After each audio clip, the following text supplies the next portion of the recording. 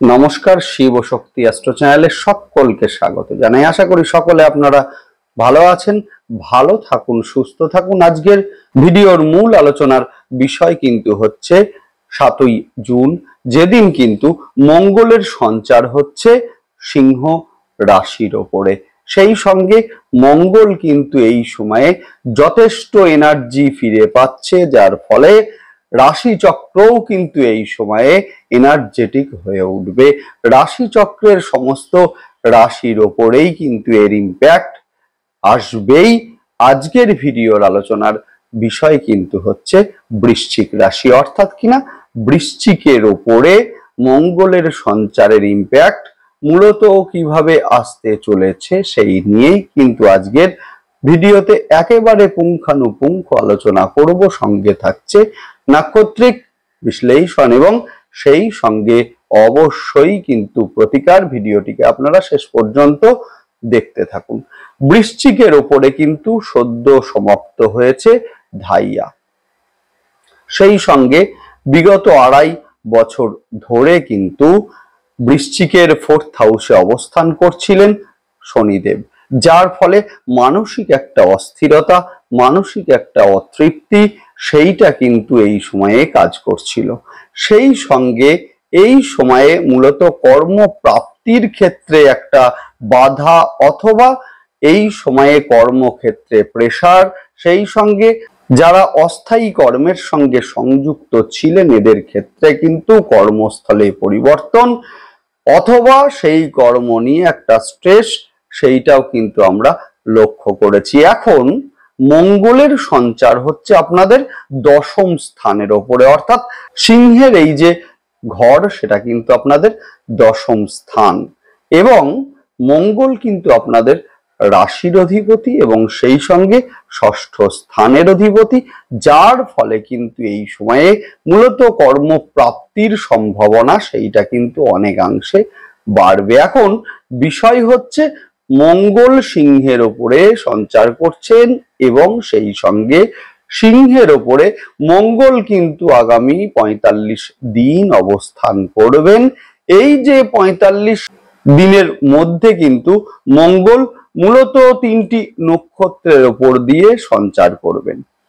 শুরুতেই কিন্তু মঘা নক্ষত্রে অবস্থান করবেন, যার ফলে এই সময়ে কিন্তু মূলত কর্মক্ষেত্রে পুরাতন শত্রুতা জেগে উঠতে লক্ষ্য করব আমরা। সেই সঙ্গে এই সময়ে কর্মক্ষেত্রে হঠাৎ করে রিয়াক্ট আপনি করলেন, যার ফলে সমস্যার সৃষ্টি হলো, এই ধরনের ঘটনাও কিন্তু এই সময়ে লক্ষণীয়। সেই সঙ্গে এই সময়ে কর্ম যারা পরিবর্তন করতে চাইছিলেন এদের ক্ষেত্রে কিন্তু যথেষ্ট শুভ সময়।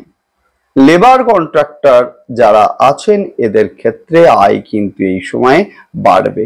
নেক্সট আমরা দেখব সেটা হচ্ছে যে মঙ্গল সঞ্চার করবেন পূর্ব ফাল্গুনী নক্ষত্রের ওপরে, যার ফলে কিন্তু বিদেশ যাত্রার যোগ সেইটা কিন্তু বাড়বে। একই সঙ্গে বিবাহ ফাইনালাইজড হতেও কিন্তু এই সময় আমরা লক্ষ্য করব। ল্যান্ড সংক্রান্ত ব্যবসার সঙ্গে যারা সংযুক্ত আছে এদের ক্ষেত্রে কিন্তু আয় এই সময়ে বাড়বে। সেই সঙ্গে যাদের স্বামী বা স্ত্রী গৃহ অথবা জমি ক্রয় করবেন ভাবছেন এদের ক্ষেত্রেও কিন্তু সময়টি যথেষ্ট শুভ হতে চলেছে।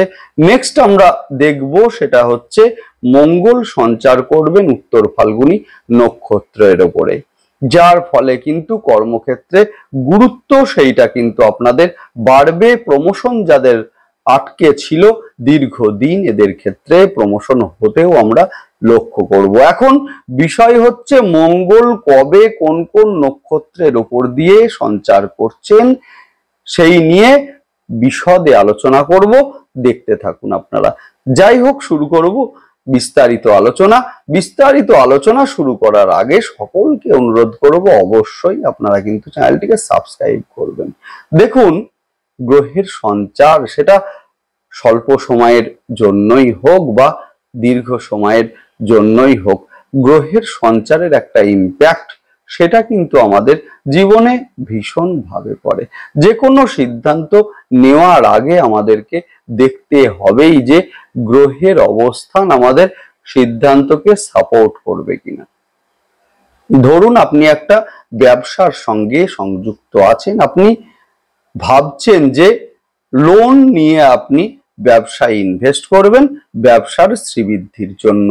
এখন যদি আপনার সিদ্ধান্তকে সেই সময় গ্রহের অবস্থান সাপোর্ট না দেয়, সেই ক্ষেত্রে কিন্তু সেই অর্থ আটকে যাওয়ার একটা সম্ভাবনা সেইটা যেমন আছে, একই সঙ্গে কিন্তু আর্থিক দিক থেকে মূলত ক্ষতিগ্রস্ত হওয়া সেইটাও কিন্তু লক্ষ্য করব। সুতরাং যে কোনো সিদ্ধান্ত নেওয়ার আগে দেখে নিন যে সেই সময়ে গ্রহের অবস্থান আপনার সিদ্ধান্তকে সাপোর্ট করবে কিনা। যদি করে সেই ক্ষেত্রে কিন্তু বিনা প্রতিকারেই আপনারা ভালো থাকবেনই থাকবেন। এখন বুঝবেন আপনারা কিভাবে? অবশ্যই আপনারা চ্যানেলটিকে সাবস্ক্রাইব করবেন যাতে গ্রহের সঞ্চারের সঙ্গে সঙ্গে সমস্ত ভিডিওর নোটিফিকেশন আপনাদের কাছে সহজে পৌঁছে যায়। যাই হোক, শুরু করব বিস্তারিত আলোচনা। বৃশ্চিকের জাতক জাতিকাদের ওপর থেকে সদ্য কিন্তু শনির ধাইয়া সরল। বিগত 2.5 বছর ধরে কিন্তু বৃশ্চিক রাশি যথেষ্ট ডিস্টারবেন্সের মধ্যে ছিলেন। মানসিক অতৃপ্তি সেটা তো ছিলই, সেই সঙ্গে কিন্তু কর্ম নিয়েও বিভিন্নভাবে ডিস্টার্বড হয়েছিলেন বৃশ্চিক রাশির জাতক জাতিকারা। এখন ধাইয়া সরলেও পঞ্চম স্থানে শনির অবস্থান এবং একাদশ স্থানে দৃষ্টি, যার ফলে কিন্তু আর্থিক দিক থেকে একটা প্রেসার সেইটা কিন্তু এই সময়ে আছে। সেই সঙ্গে কিন্তু মূলত সাকসেস রেট সেইটাও কিন্তু অনেকাংশে হ্রাস পেয়েছে। এবারে আমরা দেখব সেটা হচ্ছে 7ই জুন তারিখে মঙ্গল কিন্তু সঞ্চার করবেন সিংহের ওপরে।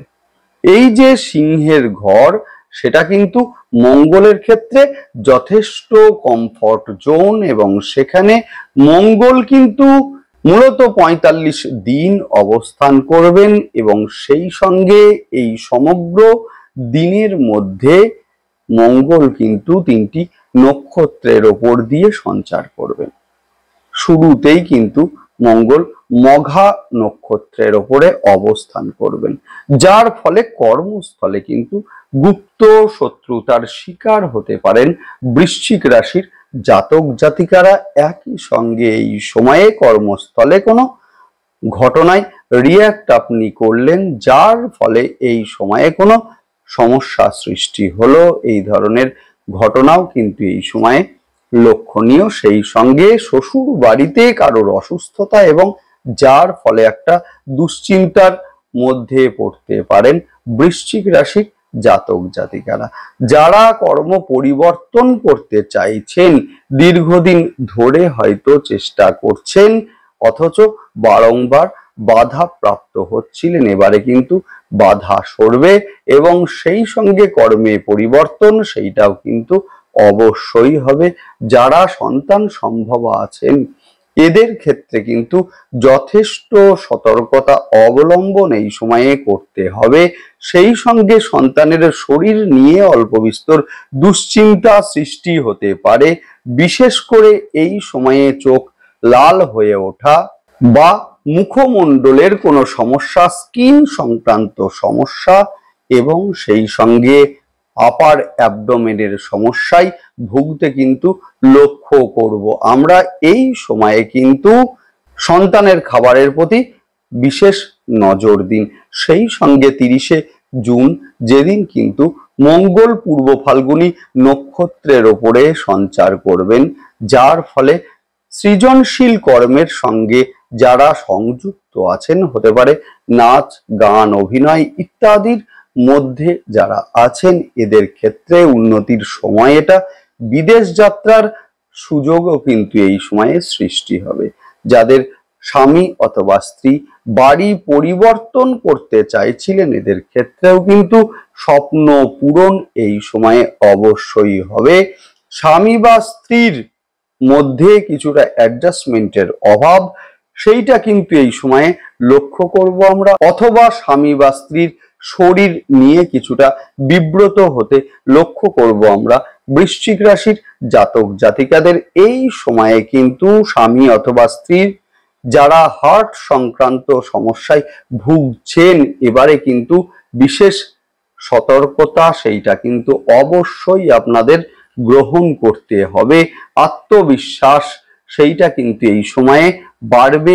এই সময়ে কর্ম নিয়ে যারা বিদেশে সেটেল হবেন ভাবছেন, অনেক দিন ধরেই হয়তো চেষ্টা করছেন, বারংবার বাধা আসছিল, এবারে কিন্তু সেই স্বপ্ন অবশ্যই পূরণ হবে।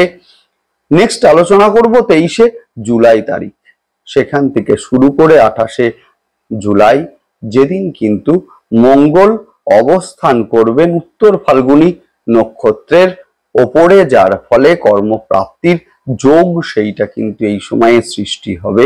যারা কর্মহীন আছেন এদের ক্ষেত্রে কর্মপ্রাপ্তির যোগ সেইটা যেমন আছে, একই সঙ্গে কিন্তু এই সময়ে হওয়া এক্সামগুলোতে সাকসেস রেট সেইটা কিন্তু অনেকাংশে বাড়বে। প্রেমের ক্ষেত্রে অ্যাডজাস্টমেন্টের একটা অভাব অথবা এমন কিছু মুখ দিয়ে বেরিয়ে এলো যার ফলে একটা মিসআন্ডারস্ট্যান্ডিং এর সৃষ্টি হলো, অথবা প্রেমিক অথবা প্রেমিকার শরীর নিয়েও কিন্তু এই সময়ে কিছুটা বিব্রত হতে আমরা লক্ষ্য করব বৃশ্চিক রাশির জাতক জাতিকাদের।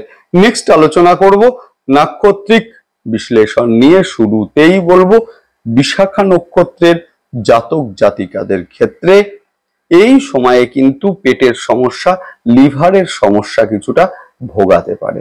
যদিও এই সময়ে কিন্তু বিশাখা নক্ষত্রের জাতক জাতিকাদের ক্ষেত্রে আর্থিক দিক সেইটা কিন্তু যথেষ্ট শুভ, সেই সঙ্গে কুটুম্বকুলের মধ্যে গুরুত্ব সেইটা কিন্তু বাড়বে।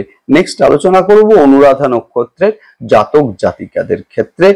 শিক্ষার ক্ষেত্রে যথেষ্ট শুভ, যারা ম্যানেজমেন্ট, সিভিল ইঞ্জিনিয়ারিং অথবা মেডিকেল ইত্যাদি নিয়ে পড়াশোনা করছেন এদের ক্ষেত্রে কিন্তু এই সময়টি যথেষ্ট শুভ সময়।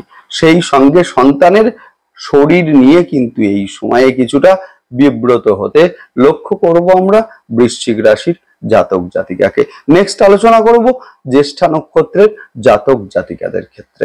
জ্যেষ্ঠা নক্ষত্রের জাতক জাতিকাদের আয় বাড়বে, সেই সঙ্গে এই সময়ে কিন্তু বিদেশ যাত্রার যে যোগ সেইটা কিন্তু সৃষ্টি হবে। জ্যেষ্ঠা নক্ষত্রে জাতক জাতিকাদের ক্ষেত্রে এক্সট্রা কিছু দায়িত্ব এসে পড়া সেইটাও কিন্তু লক্ষ্য করব। বাড়বে ধর্ম, আধ্যাত্ম, জ্যোতিষের প্রতি একটা আগ্রহ। নেক্সট আলোচনা করব সেটা হচ্ছে প্রতিকার নিয়ে। যদিও তার আগে একটা কথা বলে রাখি, সেটা হচ্ছে এতক্ষণ যে আলোচনা হলো সেটি একটি সাধারণ প্রেডিকশন মাত্র। আসল কথা বলবে কিন্তু আপনার জন্মছক এবং জন্মছকে অবস্থানকারী গ্রহ এবং তার দশা এবং অন্তর্দশা। নেক্সট আলোচনা করব অবশ্যই প্রতিকার নিয়ে। শুরুতেই বলবো এই সময়ে 27 বার মা বগলামুখীর ধ্যান মন্ত্র জপ করুন। সেই সঙ্গে অবশ্যই এই সময়ে আপনারা মূলত পূর্ব দিকে ঘুরে ঘিয়ের প্রদীপ দেখান এবং মঙ্গলবারের দিন কিন্তু পূর্ব দিকে ঘুরে আপনারা হনুমান চল্লিশা পাঠ করুন। ভীষণ ভালো রেজাল্ট আপনারা অবশ্যই পাবেন। নবগ্রহ স্তোত্র পাঠ আপনাদের ক্ষেত্রে বিশেষ উপযোগী হবে এবং সেই সঙ্গে সমস্যামুক্ত জীবনের জন্য রেমিডি পেতে আমাদের ফেসবুক পেজটিকে অবশ্যই আপনারা ফলো করবেন। লিংক ডেসক্রিপশন বক্সে দিয়ে দেয়া হলো। যাই হোক, ভালো থাকুন, সঙ্গে থাকুন, সুস্থ থাকুন এবং সেই সঙ্গে অবশ্যই আপনারা কিন্তু চ্যানেলটিকে সাবস্ক্রাইব করবেন। নমস্কার।